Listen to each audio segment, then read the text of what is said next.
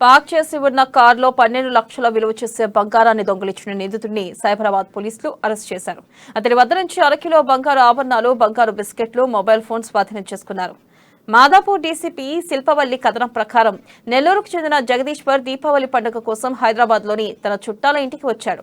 పండుగ రోజే తన భార్యకు చికిత్స చేయించేందుకు కానామెట్ పరిధిలోని యశోద హాస్పిటల్కు కారులో వచ్చాడు.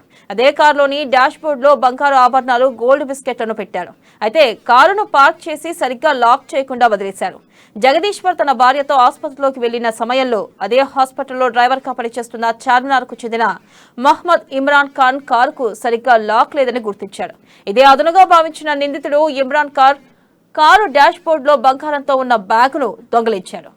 కారు డాష్ బోర్డులో పెట్టడం జరుగుతుందన్నమాట. వాళ్ళు వెళ్ళి తిరిగి వచ్చేసరికి డాష్ బోర్డులో పెట్టినటువంటి గోల్డ్ మొత్తం కూడా మిస్ అవుతుంది. ఇమీడియట్గా మనకి కంప్లైంట్ ఇవ్వడం జరిగింది. వెంటనే మనం 3 స్పెషల్ టీమ్స్ ఫామ్ చేసి అక్కడ ఆ ప్రదేశంలో ఉన్నటువంటి అనుమానాస్పదంగా ఎవరు తిరిగారు ఆ టైంలో ఆ కోణంలో దర్యాప్తు చేస్తే అదే హాస్పిటల్లో పనిచేస్తున్నటువంటి డాక్టర్ విజయ్ మోహన్ అనే ఆయన డ్రైవర్ ఆ టైంలో అక్కడ రావడము, ఆయన ఈ కార్ డోర్కి సంబంధించిన విండోని హాఫ్ వదిలేసి వెళ్ళారు ఈ కంప్లైనెంట్ వాళ్ళు.